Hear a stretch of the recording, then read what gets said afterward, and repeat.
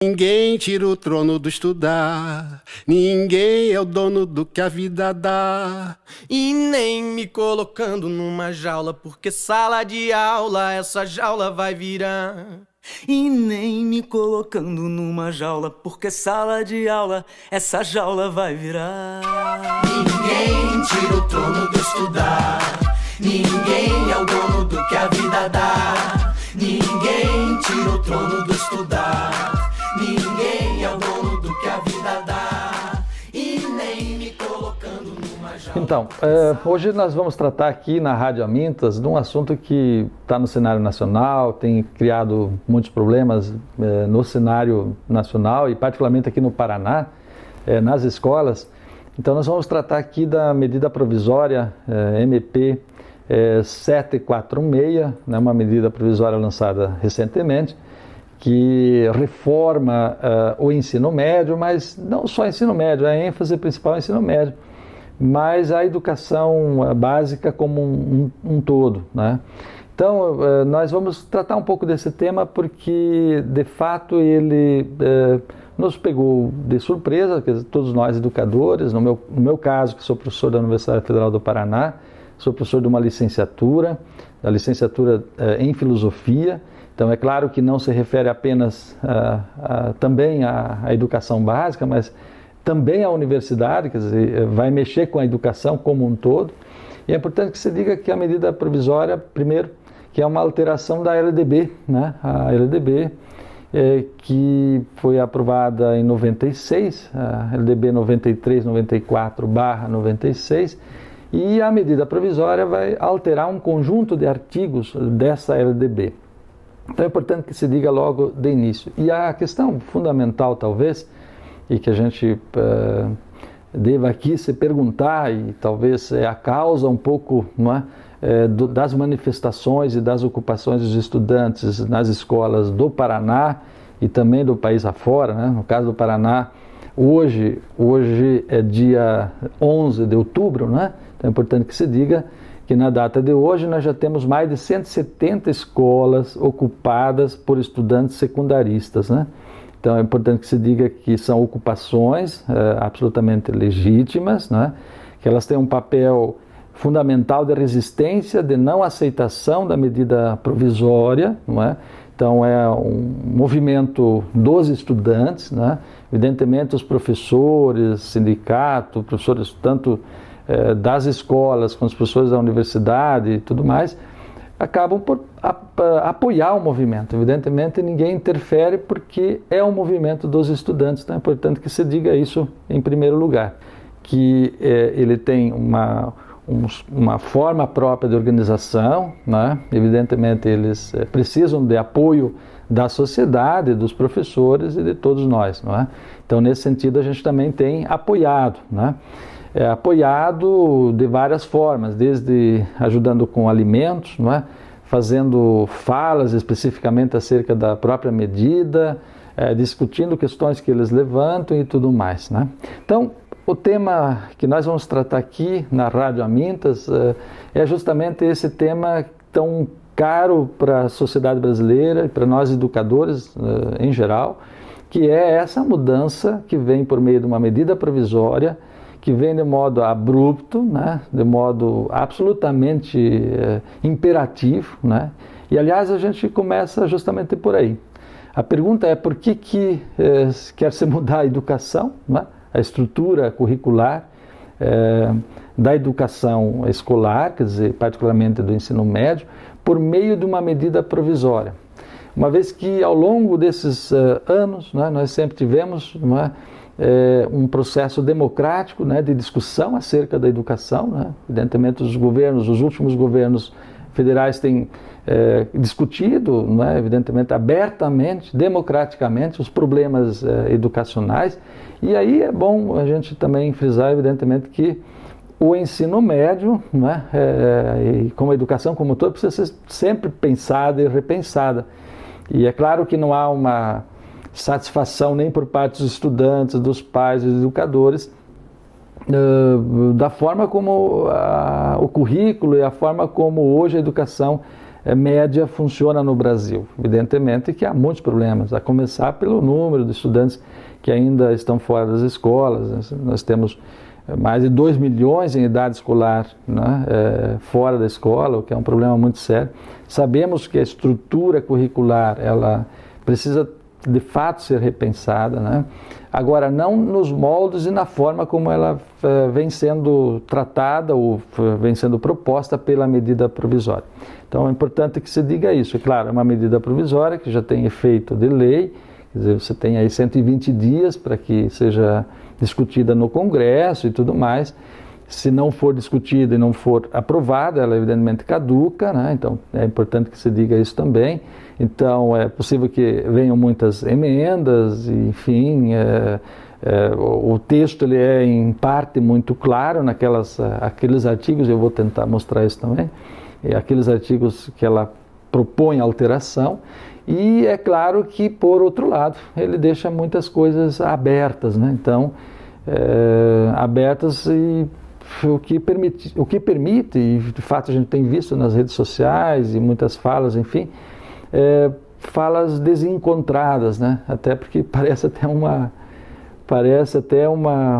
há uma certa intencionalidade no nosso entendimento de que não se defina tão claramente, até para criar um pouco essa sensação de discussão, disputa, etc., entre os professores, e com isso depois, evidentemente, novas medidas, né? Enfim, a regulamentação deverá vir nos itens que estão, vamos dizer, lacunares, abertos e tudo mais. Então, vamos nos propor um pouco a esse caminho, né? E eu quero, inicialmente, né, dizer um pouco do sentido mais amplo dessas, digamos, de como é que essa medida ela surge, por quê, não é?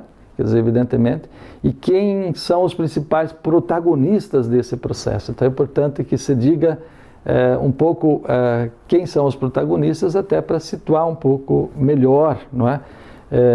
As razões dessa medida. Então, a primeira coisa importante que a gente pode, então, apresentar, que penso fundamental aqui reforçar, é que a medida aparece dentro de um contexto, não é, digamos, de um governo que nós entendemos não ser legítimo, né, porque ele se instalou, né, sob o ponto de vista do poder, por meio de um impeachment, né, a presidente Dilma. Então nós entendemos que isso foi de fato um golpe parlamentar, um golpe político parlamentar e também jurídico, em certa medida, à medida que o aparato jurídico também corroborou nesse sentido, né, a essa mudança recente. E, claro, a medida ela vem dentro desse contexto, então nós estamos entendendo que é um desdobramento desse golpe maior, não é? Quer dizer, quanto outras tantas ações desse governo vem demonstrando um pouco isso. E aí precisamos dizer que a MP ela não está descolada, né? Há uma outra questão polêmica, aliás, que foi aprovada ontem no Congresso, né?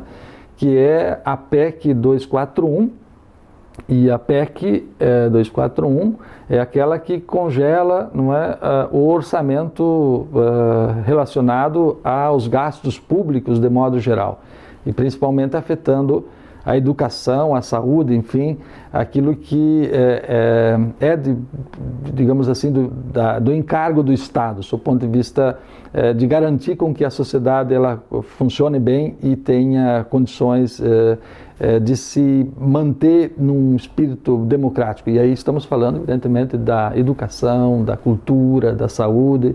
E essa PEC, ela, de fato, do modo como ela veio e foi aprovada, ela, entendemos nós aqui na leitura, de que ela afetará substantivamente, não é, de modo fatal, de modo forte, as condições da educação, da saúde nos próximos anos, né?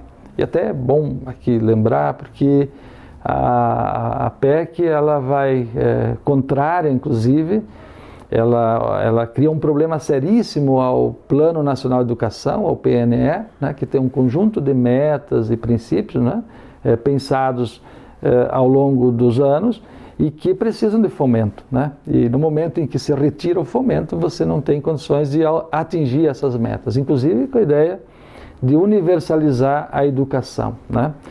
Em seu sentido mais forte em todos os níveis, né? Então esse é um primeiro ponto. Um segundo ponto importante é que, como eu vinha dizendo antes, se a gente vinha num processo de discussão, né, de mudança na educação, e que entendemos que é extremamente importante, não é, repensar o currículo, não é criar condições, evidentemente, de mudanças em que os estudantes possam ser mais, assim, ter mais vontade de estudar, os professores possam ter mais vontade de ensinar e aprender juntos, enfim, é claro. Mas o modo como veio, né, acabou por romper esse princípio republicano, democrático, né? E isso, de fato, foi o que talvez ocasionou maior espanto, do ponto de vista da resistência por parte dos estudantes, né, dos professores, evidentemente. Mas fato é que acho importante ressaltar, no caso aí da MP, né, ela vem de uma discussão anterior, de um contínuo, dentro desse contexto importante que a gente situa, que é o PL 6840, que é de 2013. A MP é uma espécie de síntese, né, piorada, né, do próprio PL, que inclusive nós, pelo NESEF, pela universidade, na ocasião quando saiu o PL, esse PL 6840, em 2013, já em 2014 nós fizemos um manifesto em repúdio à aprovação desse PL. Então é importante que se diga que já se vinha por um processo aí de discussão pelo caminho parlamentar, né, no sentido de criar essa medida, mas o que causou de fato espanto foi essa decisão abrupta, né? Então é importante que se diga que essa medida provisória ela vai reforçar e bastante, de modo muito marcado, né, enfim, de modo muito enfático, vai reforçar aquela visão das competências, das habilidades e também das ditas expectativas de aprendizagem, né? E se a gente olhar lá mesmo, o próprio Enem já vinha num caminho, né, nesse sentido, já vinha avaliando o próprio acesso à universidade, já passava um pouco por esse caminho. Se você olhar, quando nós olhamos principalmente para a filosofia, nós, ao olharmos para a matriz curricular do Enem, por exemplo, a gente não encontra, olha, posso estar enganado, quer dizer, e eu estudei bastante, inclusive, mas a gente não encontra a filosofia propriamente. Quer dizer, nesse sentido não estou enganado, estou certo de que a filosofia não está lá presente como deveria estar com conteúdo e tudo mais, né? E isso é uma tônica muito forte, porque a MP vai levar em consideração a base comum curricular, né, para o Enem, né? Então aí nós temos uma questão também bastante complexa, bastante complicada, sob o sentido do que vai ser, de fato, levado em conta na avaliação, não é, do Enem, né? E eu queria aqui também colocar que eu acho que o grande problema, talvez para nós, que o caso da filosofia, que conseguiu entrar no currículo de maneira mais substantiva em 2008, né, quando ela foi aprovada junto com a sociologia no currículo de forma obrigatória, e agora ela acaba por ser retirada, né? Então acho que aí tem uma questão bem importante, porque o status de disciplina acaba ficando totalmente comprometido. E com isso vem, de fato, uma outra questão, que devemos levar em conta, porque há uma estratégia da medida provisória, que está lá no PL, na 6840 também, que é dar ênfase à organização curricular por áreas, né? Retirando digamos assim, as disciplinas e os seus métodos, enfim, que vinham e que fazem parte hoje digamos, do modus operandi do currículo, não é? E aí entendemos que há um problema bastante sério, na medida em que nós não temos a garantia, né, da presença dessas disciplinas efetivamente, né, não tanto das disciplinas, né, mas da formação dos estudantes, né, em relação aos conteúdos de sociologia, de filosofia, evidentemente também de artes, e o problema que a MP também ocasiona em relação à educação física, né? Então precisava ressaltar isso. E dentro ainda desse contexto mais amplo, eu queria ainda ressaltar o fato de chamar a atenção para o seguinte fato, né? Quer dizer, quem que são os atores principais, os protagonistas, as pessoas e grupos que mais têm interesse na aprovação dessa reforma, né? Então a gente precisa ressaltar bem isso, deixar isso bem claro. Há ao menos dois grupos que têm um interesse marcado, né, claro, em relação à aprovação dessa medida, né? O primeiro grupo é o próprio CONSED. O CONSED né, na verdade, é formado pelos secretários de educação em nível nacional. Quer dizer, cada estado tem um secretário de educação e eles formam uma organização, tem presidente e vice-presidente, inclusive o vice-presidente aqui do estado do Paraná é a secretária de educação do Paraná. E o CONSED, não é, tem um interesse claro acerca da aprovação, até por conta dos recursos humanos, porque a medida vai flexibilizar não só o currículo, do ponto de vista vamos dizer assim, do conteúdo, mas ela vai flexibilizar também, e eu acho que isso é extremamente importante que se diga, no campo dos recursos humanos, né? Na medida em que, ao organizar o currículo por áreas, né, permitirá que os professores também deem aulas, não é, de temas transversais, de componentes, em relação aos quais eles não têm uma formação específica, né? Claro que isso é interpretação.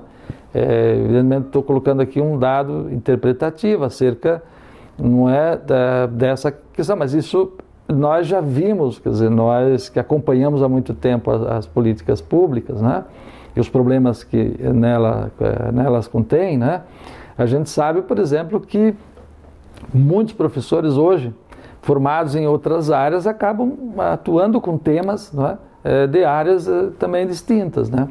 Então, é muito claro que aí há uma estratégia no sentido de acertar as condições, vamos dizer assim, dos próprios recursos humanos para alocar os professores e garantir com que não haja alunos, não é, sem aulas, né? Então, aí é uma estratégia.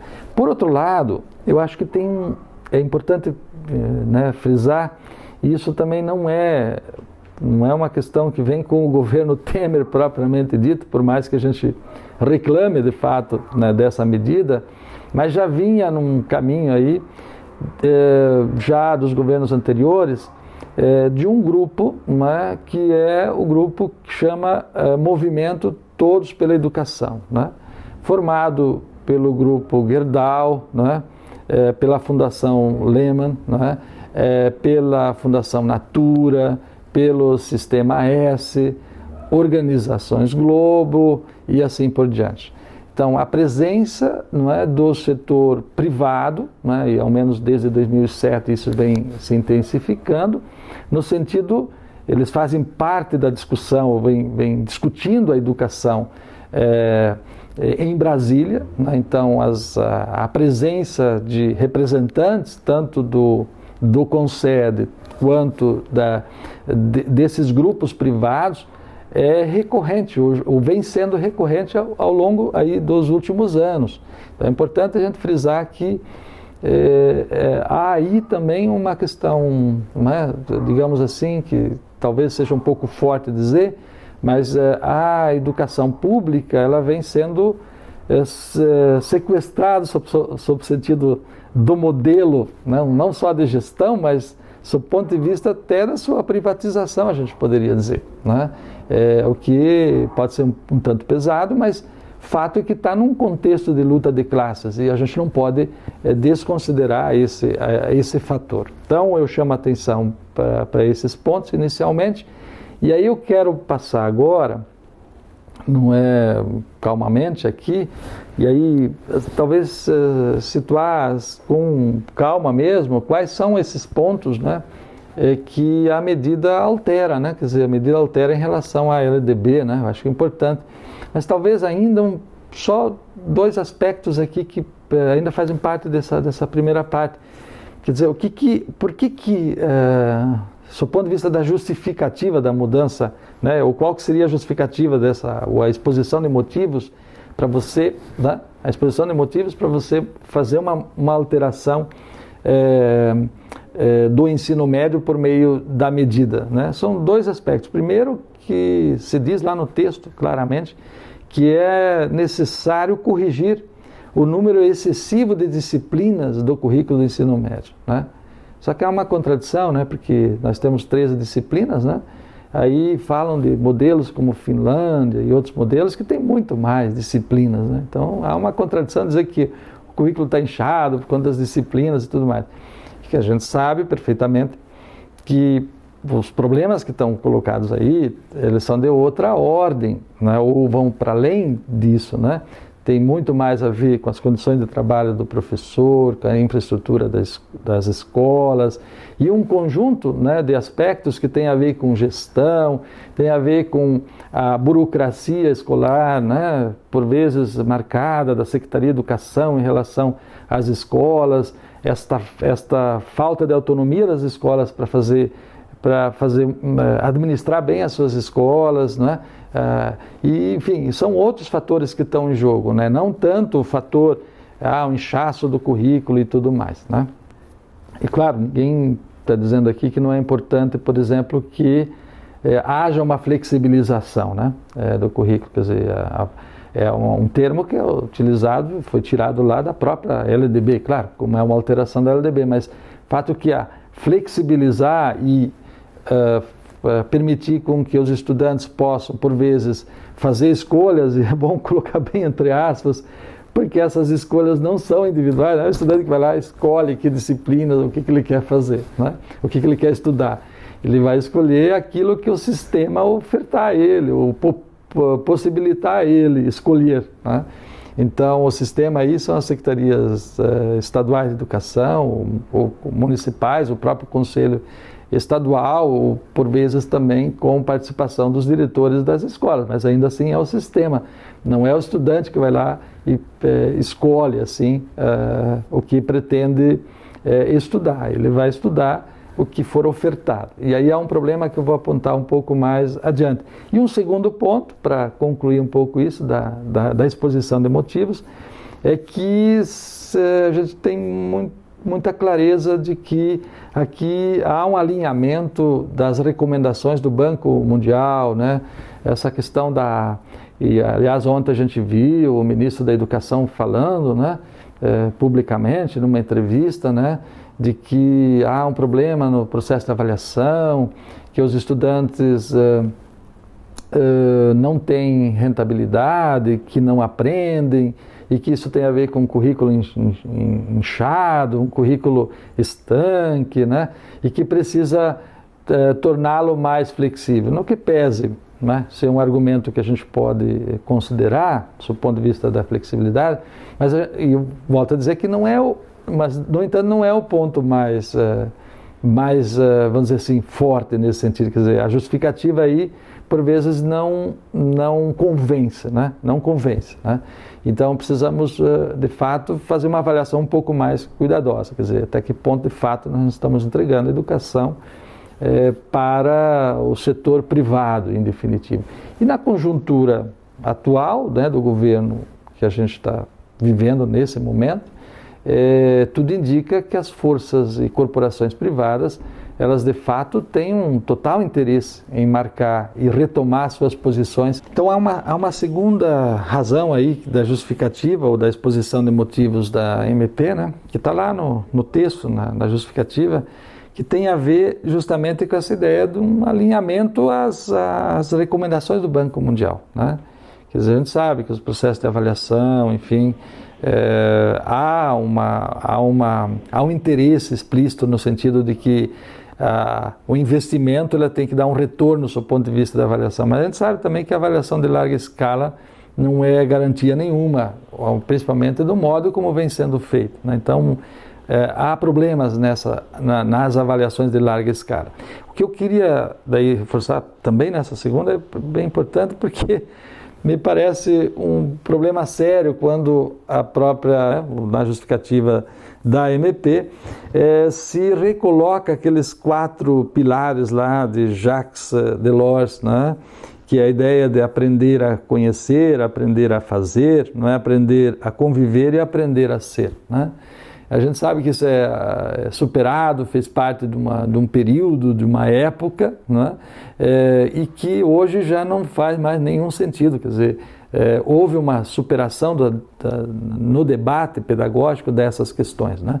E a gente também sabe as razões e que tipo de filosofia está por trás desse entendimento.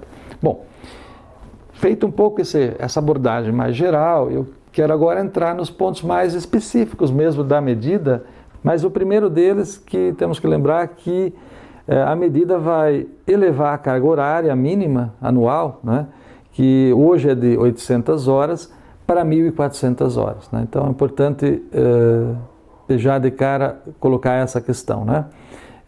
E essa alteração, ela é uma alteração substantiva, do ponto de vista da carga horária, não é? E isso vai ser feito como, né? Evidentemente com a ideia de ampliar o tempo de permanência dos estudantes nas escolas, né? Que eles estão lá chamando, num certo momento na medida provisória, de tempo integral, né?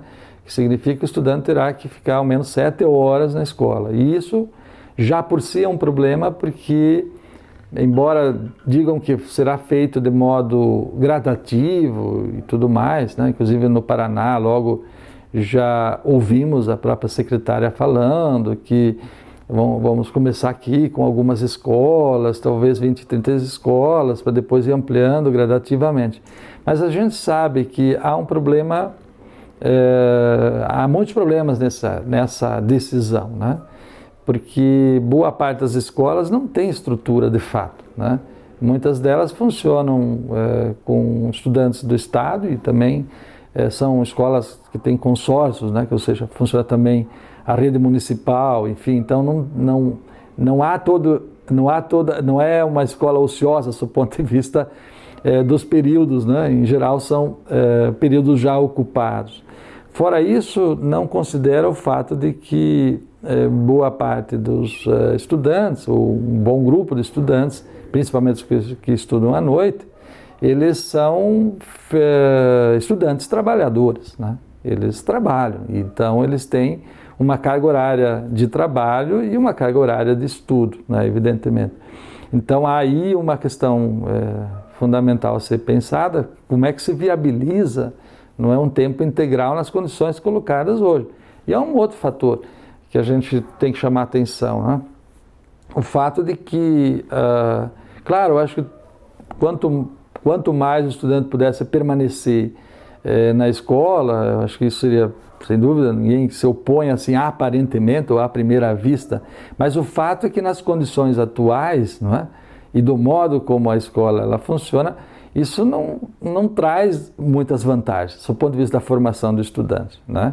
Então, sabemos que a escola tem sua função social, tem sua condição própria, né?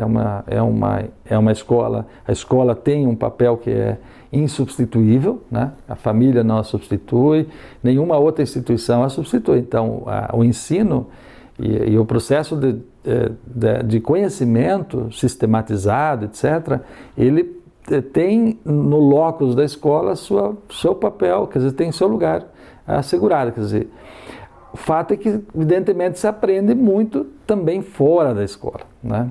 Então, é importante que se diga isso, porque a escola é esse espaço, tem essas condições, evidentemente, e ninguém pode retirar isso. Agora, dizer também que a permanência por mais horas na escola, sem condições estruturais, né, próprias, né, vai garantir uma melhoria do aprendizado? É uma pergunta que a gente tem que se fazer. Particularmente acredito que não, mas o que não quer dizer que eu seja absolutamente contra a educação o tempo integral. Quer dizer, eu acho que tem que se pensar um pouco melhor, o que não quer dizer formação integral. Quer dizer, tempo integral é uma coisa, formação integral é outra. Associar essas duas coisas de modo imediato não é garantia, não dá para associar assim de modo imediato, penso eu. Um segundo ponto importante, né, que do total, vamos dizer assim, do ensino médio, você tem 1.200 horas, né, que são conteúdo obrigatório, justamente destinado para matérias que são as únicas matérias obrigatórias do currículo na medida provisória, né, que são língua portuguesa, matemática, e aí, é claro, você tem o mundo físico, natural e realidade social, que é assim que chama, realidade social e política, que são esses termos que aparecem lá, não aparecem como disciplinas, né? Eles aparecem como espécies de ênfases, né? Então é importante deixar isso claro, porque você não tem na medida provisória dito lá que você vai ter sociologia, história, geografia, filosofia, percebe? Na verdade, você tem o que eles estão chamando de mundo físico, portanto, não tem física, química, né? É importante entender aí que o que há de efetivamente de disciplinas efetivamente, língua portuguesa, né? Português, portanto, e matemática ou inglês a partir do 6º ano, né? Então, aí, quando falávamos dessa questão das ênfases ou das áreas, essa é uma tônica bem marcada dessa medida provisória. Bom, há uma questão daí também bem importante associada a essa, que os conteúdos de artes, né? Então, deixar isso mais claro ainda dentro desse segundo ponto, no terceiro, mas deixando mais definido esse sentido, os conteúdos de arte, né, educação física, sociologia e filosofia, então eles serão facultativos, né? Então, para a gente entender qual é a questão, né? Facultativos, né? No ensino médio. Agora, por que antes eu falava que a reforma não é só no ensino médio? Porque eles vão dizer que no ensino, o ensino de artes e a educação física continua, no entanto, obrigatório, né, na educação infantil, né, e no ensino fundamental, né, percebe? Então, a medida ela não é só em relação ao ensino médio, para deixar isso claro, aqui a gente já está vendo que tem a ver com a educação básica como um todo. E na medida em que, vamos dizer que a língua inglesa, como eu dizia antes, ela é obrigatória a partir do 6º ano.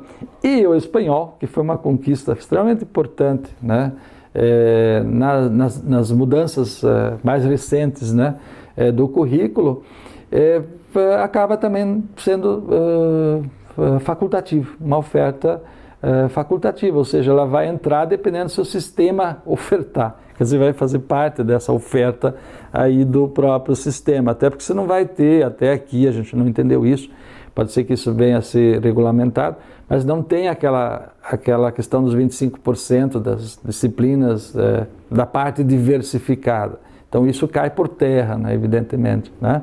Então eu digo que o espanhol é extremamente importante por conta do contexto, não é, de uma política mais ampla aqui da América do Sul, da América Latina, mas particularmente da América do Sul, que é o Mercosul, né? Então o espanhol é uma língua que nós achamos sempre extremamente importante e agora ela vai também ser secundarizada, né, nesse currículo. Fora esses 3 pontos, nós podemos chamar também atenção para um quarto ponto, né, que é justamente talvez o que para alguns, né,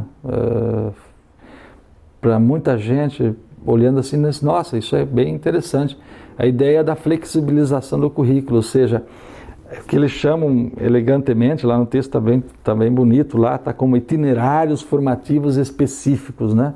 Que na verdade esses itinerários,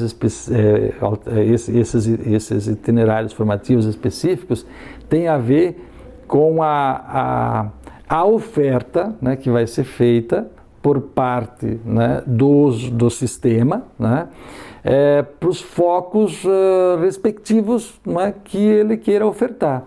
Então aí é um problema. Por exemplo, um currículo de uma escola pode, além das obrigatórias, né, porque aquelas que nós citamos antes, ele vai ofertar, por exemplo, ele poderia ofertar uma ênfase em ciências humanas e, sei lá, talvez na área da natureza, por exemplo, não é? Então, uma ênfase em uma ou outra área, ou ambas as áreas, né? Porque aí teria que fazer também a conta da carga horária, não é?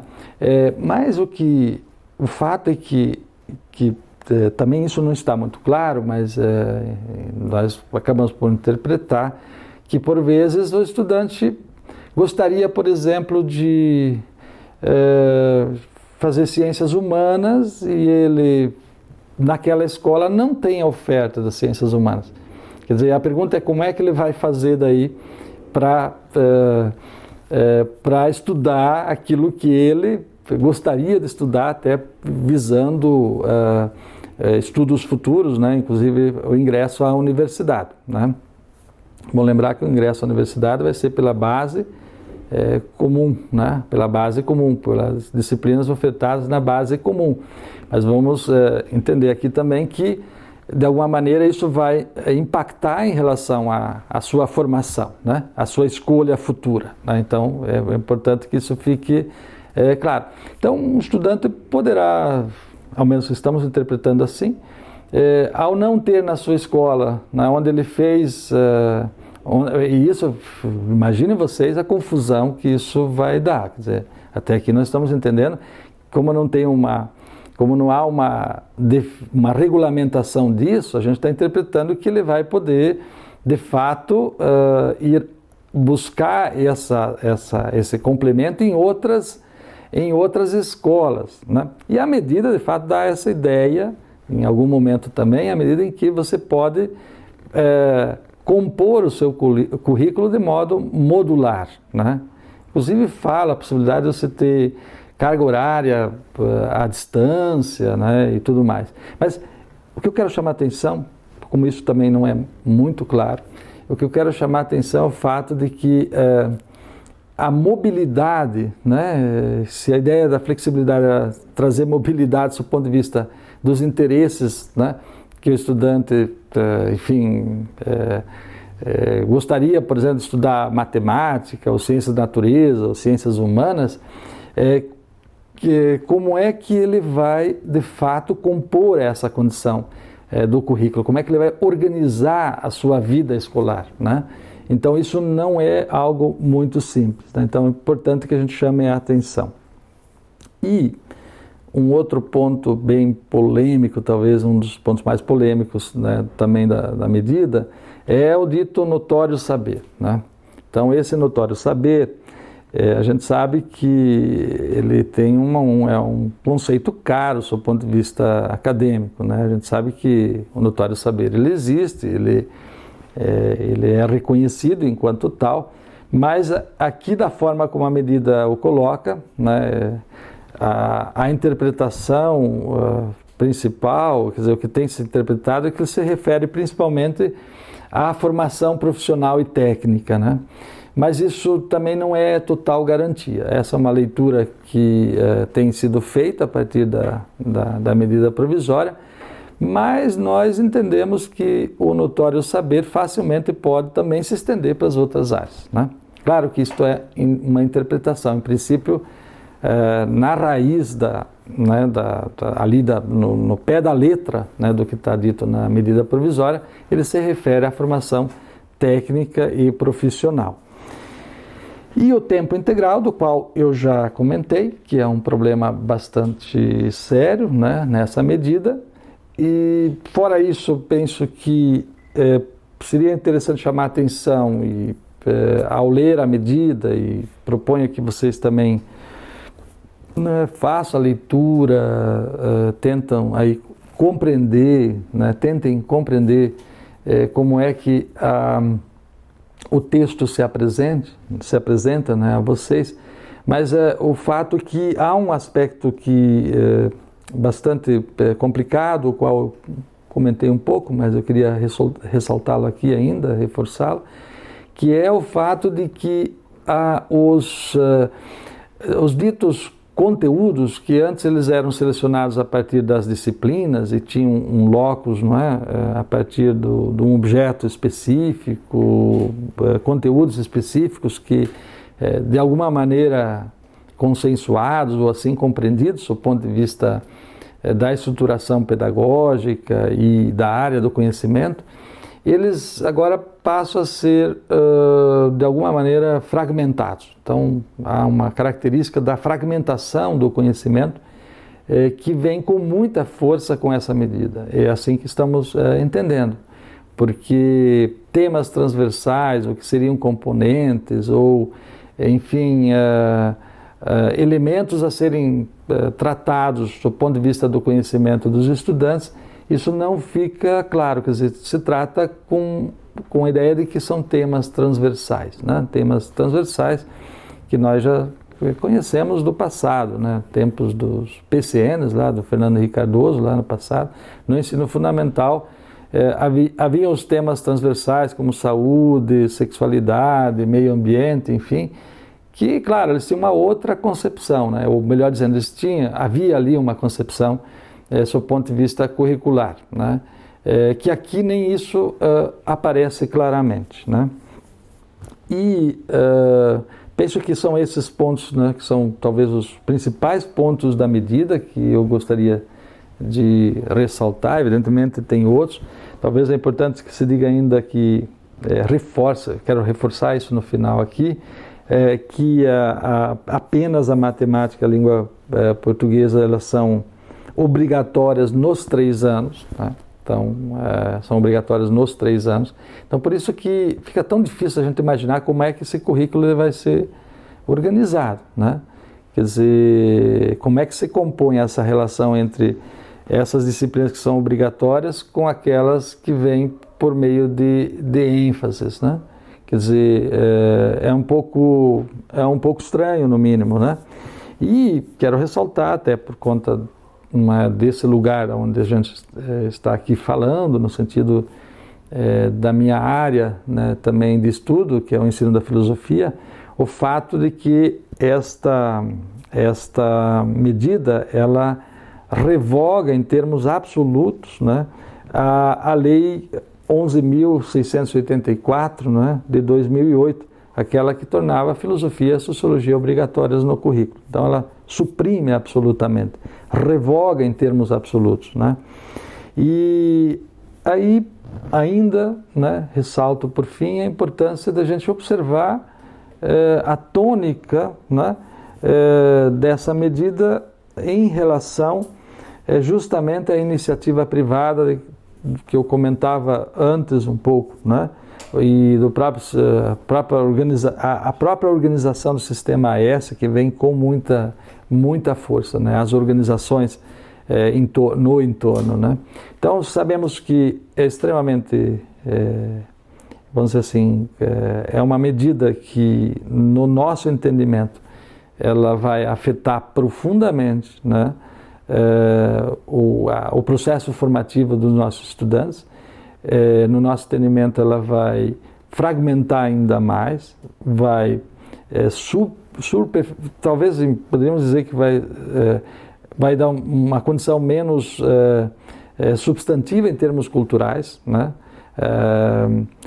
E isso poderá ser um grande prejuízo a médio, curto, médio e longo prazo, evidentemente, né? Quer dizer, então dizer que o espectro formativo, né, cultural, e aí é bom lembrar porque vinha-se por um caminho bastante interessante, o PNE, inclusive, ressalta isso, não é que importante o aspecto da cultura, do trabalho, não é?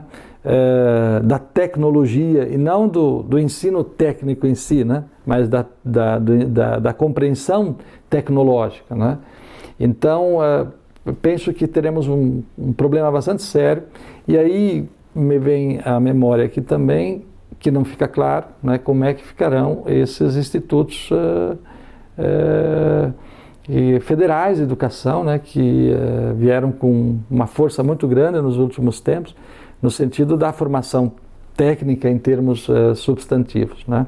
Isso também não fica claro e imaginamos aí que haverá um prejuízo bastante grande nesse segmento também. E eu gostaria então de finalizar apenas, talvez contrapondo, né, um pouco, né, qual é a concepção de currículo, né, que vínhamos construindo e que de certa forma a literatura pedagógica, o debate público em torno da educação, e, enfim, escolar, as mudanças curriculares, elas vinham tonalizadas numa perspectiva de um currículo, não é, que considera, não é, o conhecimento escolar e a produção do conhecimento na sociedade, né, ou considera o locus da escola como esse espaço, né, de compreensão, né, fundamental e substantiva, né, daquilo que historicamente a humanidade produziu em termos, né, em termos de conhecimento. E, claro, também com a perspectiva de que a pesquisa, a relação entre a pesquisa e o ensino, e que na literatura pedagógica a gente tem muitos elementos construídos nesse sentido e muitas experiências também construídas nesse sentido, não é, da produção do conhecimento e de que é possível, de fato, os estudantes protagonizarem, tem essa condição. E posso aqui garantir que na filosofia isso é possível, né? Ao contrário do que temos visto, né, mesmo na mídia, né, de que a área das humanidades, a filosofia, a sociologia, enfim, acabam por não contribuir com a formação dos estudantes. A gente tem muitos exemplos, né, e temos muitos relatos de professores de muita riqueza, por sinal, em relação ao fato da aprendizagem de fato ocorrer, não é, nessas áreas do conhecimento, né? Então, é claro, ninguém pode dizer que a mediação do conhecimento não deva ser repensada, a formação continuada dos professores é um elemento extremamente importante, né? Que a gente não sabe como é que vai ficar isso também para frente, não há garantia nenhuma de como é que o processo de formação de professores vai ocorrer, e aí eu falo da formação continuada e falo principalmente da formação inicial, né? Quer dizer, há que se perguntar, né, como é que será a licenciatura, né? Como é que será a formação dos professores, como é que serão as licenciaturas, o formato das licenciaturas, né? A partir dessa mudança proposta no ensino médio. Seguramente haverá um impacto e haverá uma discussão bastante grande no sentido de haver mudanças, e a gente não sabe também para onde essas mudanças irão, né? E nesse confronto aí, dizer que aquilo que a gente vinha construindo no sentido de um processo, de um currículo que tivesse o espectro cultural formativo, para usar uma expressão alemã que é Bildung, no sentido da formação cultural, ele está nesse processo da MP, ele vai se perder, porque a tônica do mercado, a tônica de preparar a mão de obra para o mercado, me parece ser aquilo que justifica, não é, fundamentalmente essa medida provisória, né? Isso nós já vimos na história, né? Quer dizer, e nesse sentido a gente considera que há um retrocesso na medida, à medida em que volta a 5692, até volta antes ao modelo taylorista, fordista, se quisermos ir ao começo do século XX, né? Um modelo de escola que, em última instância, se presta, não é, a interesses do processo de formação de mão de obra, né? E, aliás, reforça a dicotomia, né? Até porque a gente sabe que filhos de trabalhadores precisam de uma escola bem mais forte no sentido cultural, educacional e tudo mais, do que os filhos da classe dominante, que têm recursos, têm outras formas de se educar, têm outras formas de aprender, etc, etc. Então, por isso que entendemos que a medida é um golpe, ela é um golpe contra a classe trabalhadora, né? E nesse sentido, a gente tem muita clareza de que as forças colocadas no governo hoje, elas fazem parte, as forças políticas fazem parte estão em acordo com as grandes corporações do capital nacional, capital internacional, e as medidas que o governo vem tomando nos últimos tempos são a clara exposição disso, né? A clara demonstração disso.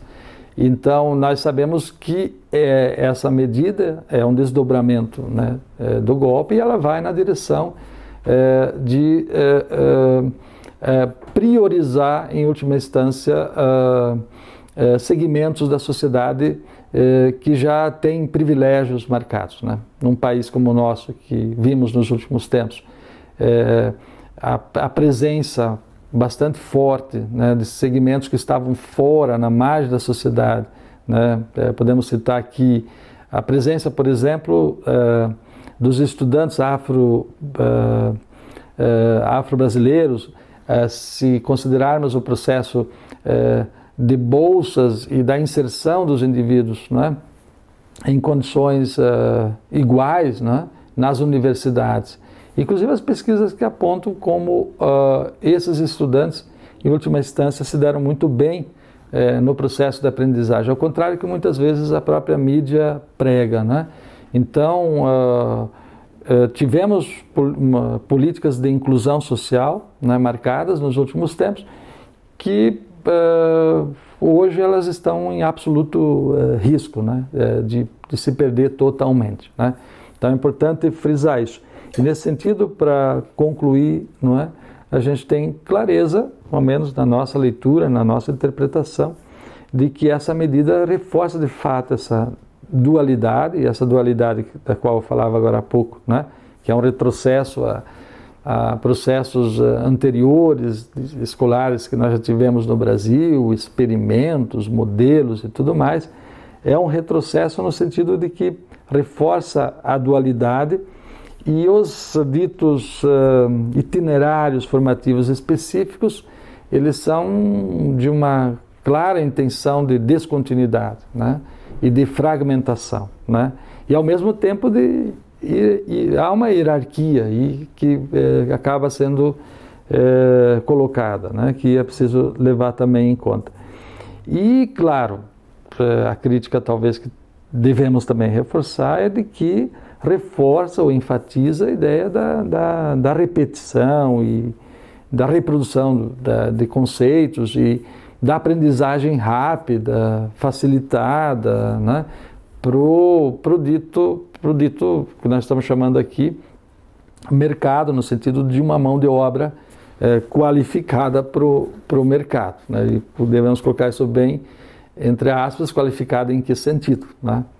E é importante aqui talvez eu quero concluir um pouco com essa minha reflexão, de que Gramsci, né, autor que digamos, na literatura pedagógica mesmo, da própria filosofia, foi muito estudado, ainda é muito estudado, assim como os autores da Escola de Frankfurt, o próprio Max Horkheimer, né? E aí podemos pegar esses dois autores que tiveram uma conclusão muito similar ao pensar essa relação entre a teoria, e aí a gente pode pensar também a escola, né? A teoria e a prática. E talvez trazer isso para os nossos, para esse momento que estamos vivendo no Brasil, né, das ocupações dos estudantes nas escolas, no Paraná, possivelmente de uma forte greve que está prevista para os próximos dias, de que é preciso a gente de fato olhar, né, para a teoria em sentido mais forte como um sentido, a palavra aqui talvez não seja mais adequada, mas de pessimismo, mas talvez com uma certa negatividade, né? A teoria tem esse caráter, né? Então, a meninada que está aí, né, no movimento, ao contrário do que a mídia às vezes diz, que são um bando de, né, pessoas que não sabem o que querem, manipulados por professores, pelo sindicato, etc., não é verdade, né? Eles sabem muito bem o que querem, são portadores do negativo, né? Nesse sentido, é importante dizer, quando citei os autores aqui, no sentido de não aceitar o que está posto e da forma que está sendo imposto, né, por meio dessa medida. Então, eles são portadores de um pessimismo nesse sentido, né, de não aceitar ou de negar uma condição que vem de cima para baixo, né, que rompe com o princípio republicano democrático. E, por outro lado, eles são corajosos, né, e os professores também são, na medida em que compreendem que é preciso, na prática, construir referências de cidadania, que não é uma questão de retórica, de discurso, mas é uma questão de fato de construção. E uma sociedade democrática tem que ser construída. E aí a Agnes Heller vai nos dizer que você tem que viver aí a democracia como plenamente, né, em todos os sentidos. E isso nós temos visto muito bem e com muita garra por parte dos estudantes, dos professores, nos debates nas escolas e aí afora, e vem demonstrando que são duas coisas extremamente importantes, né? Ninguém vai à luta, à prática, né, se não tiver otimismo, né? Então, acho que o sentido do pessimismo e otimismo aqui é contraposto. Otimismo no sentido prático, né, sentido de propositivo, né, de que para conseguirmos uma sociedade diferente, né, precisamos de fato construir referências fortes de democracia e do debate público, né? E impedir com que medidas oportunistas como essa que nós estamos vendo e outras tantas que possivelmente virão e que a gente vai resistir, venham de cima para baixo da forma como estão vindo. Então, é importante mostrar um pouco a resistência possível, né, em relação à medida provisória e à política econômica do governo no seu sentido mais amplo, né, e do favorecimento, né, justamente do Estado mínimo de direitos, né, isso que é a questão fundamental a ser dita aqui, né. Nós não podemos ter nenhum direito a menos, como estamos dizendo, né. Quer dizer, dizer não, nesse sentido, não ao Estado mínimo de direitos, né? E ao longo dos anos nós temos visto o fato de que estávamos construindo uma referência de um Estado máximo de direitos, né, sociais, o direito subjetivo construído em sentido universal, etc, etc. E o que vemos, lamentavelmente, é uma perspectiva neoliberal e chamar a atenção, no final aqui, de que nós estamos vivendo momentos complicados no país, no mundo, na América Latina, mas particularmente no Brasil, na América Latina, com um movimento de direita, marcadamente ativista, não é? De uma espécie de um neofascismo, né? que usa outros métodos, evidentemente, quem estudou a história e sabe que na história nós tivemos um movimento fascista marcado em alguns momentos da história, e hoje ele vem com uma espécie de, aparentemente parece democrático, né? Enfim, vem se colocando como utilizando o expediente da democracia para impor perspectivas extremamente autoritárias, né? Então, eu me refiro aqui à própria escola não é sem partido, que é um grupo que nasceu recentemente, que nós estamos rebatendo, quer dizer, nós não queremos uma escola com mordaça, então estamos lutando aqui por uma escola sem mordaça, né? E é importante que se diga, a família Bolsonaro, Najib, etc., estão incentivando, não é, até mesmo provocando o ódio, não é, em relação aos professores, dizendo que professores, principalmente da área das humanidades, são professores que só ensinam ideologia, que não ensinam conteúdos, não ensinam história, não ensinam geografia, não ensinam sociologia, etc, etc.